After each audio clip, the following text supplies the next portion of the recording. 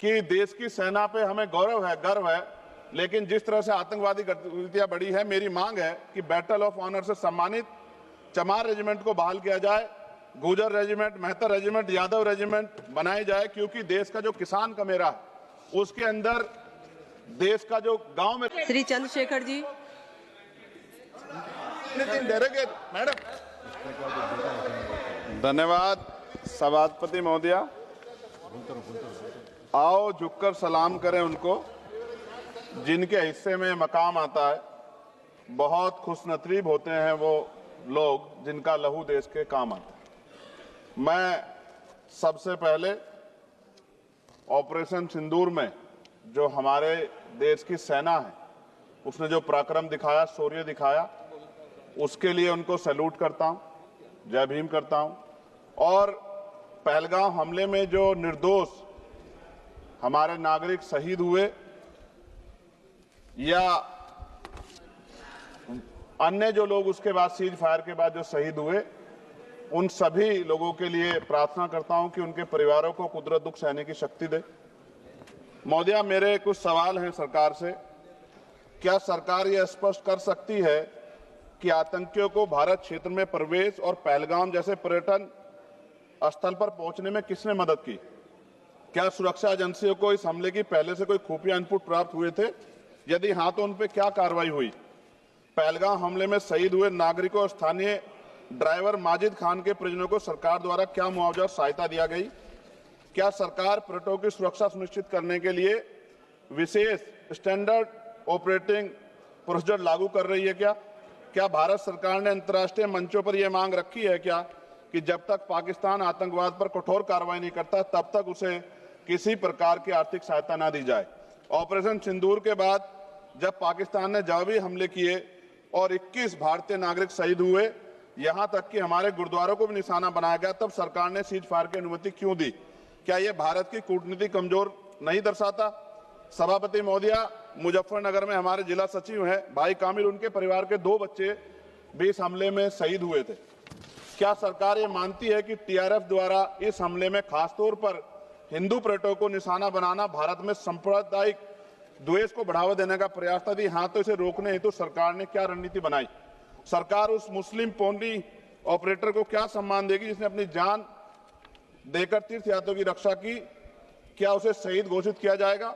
पाकिस्तान को हाल ही में आईएमएफ द्वारा $2 अरब से अधिक की सहायता राशि दी गई है।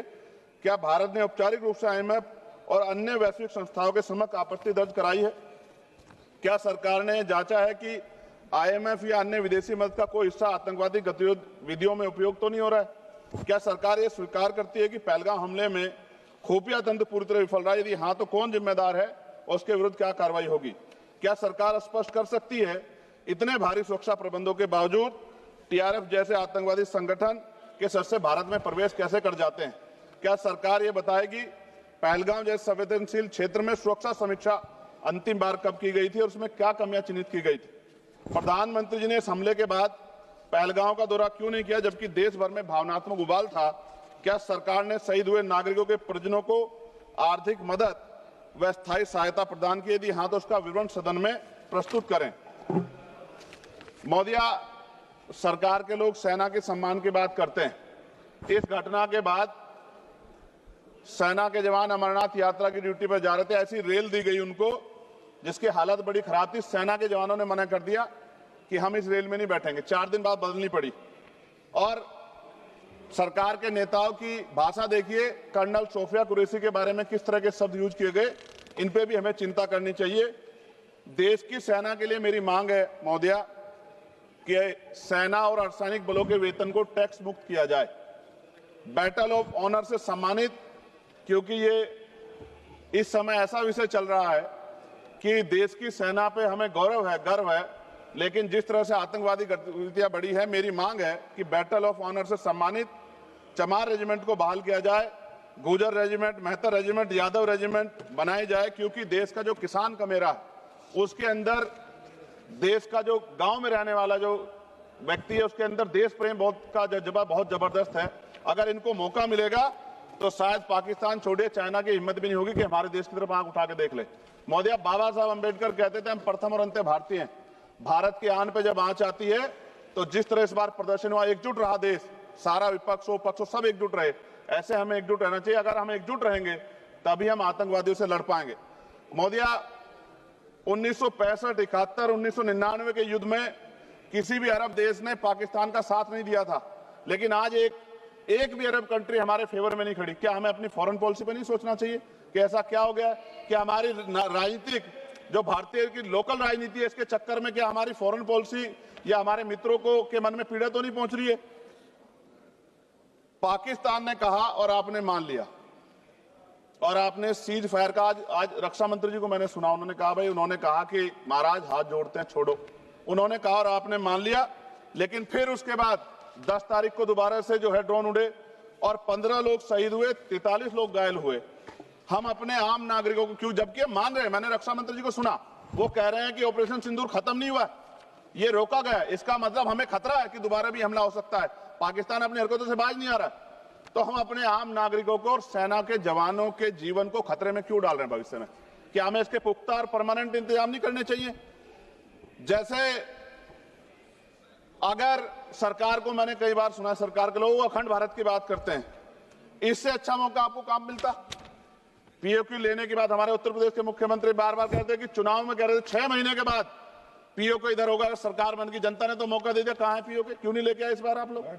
तो पहली सीढ़ी तो इस बार ही चढ़ गए थे। जिस तरह से मीडिया ने माहौल बनाया था मोदिया, तो ऐसा लगा कि अगर देश की सेना ने जो हिम्मत जुटाई थी, सरकार मदद करती, तो माननीय नरेंद्र मोदी जी पाकिस्तान के भी प्राइम मिनिस्टर होते इसी बार, और फाइनेंस मिनिस्टर बैठी है हमारी, ये पाकिस्तान की फाइनेंस मिनिस्टर होती। इस तरह के हालात बने हुए थे और ऐसा मौका चूकना ही नहीं चाहिए था।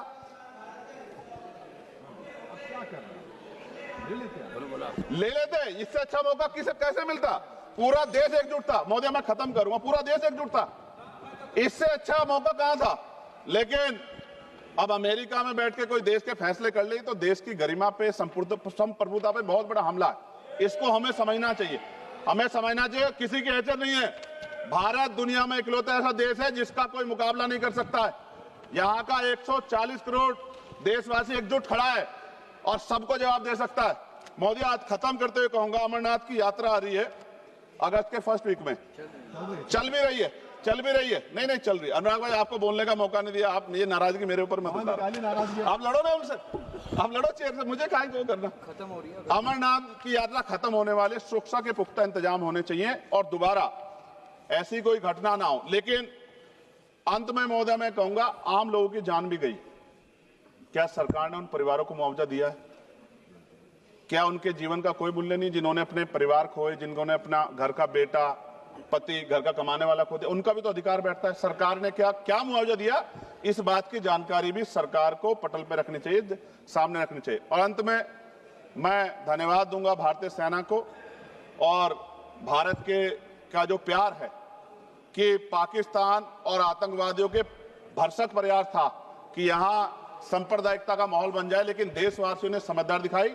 और कश्मीरियों को भी मैं बहुत धन्यवाद देता हूं कि उन्होंने कोशिश की कि किसी भी तरह से कश्मीर के ऊपर जो ये इतना बड़ा इल्जाम लगा है, ये इल्जाम में कश्मीरी शामिल ना हो और ऐसे आतंकवादियों पर सख्त कार्रवाई। पता लगा है कि ऑपरेशन महादेव हुआ है और यही पता लगा कि वो तीनों आतंकवादी मारे गए हैं। लेकिन मैंने अखबार में ये भी पढ़ा था कि वो जो मुख्य आरोपी था कुछ दिन पहले पाकिस्तान में था। कोई कोई पिकनिक चल रही है कि उधर भी चले जाते, इधर भी आ जाते? क्या है बॉर्डर पे ऐसा? ये बताना चाहिए ना देश को। मैं आपका धन्यवाद करूंगा और भारत की महान सेना को मैं बधाई देता हूं, उनके लिए मंगल कामना करता हूं। जय भीम, जय भारत। महोदय धन्यवाद।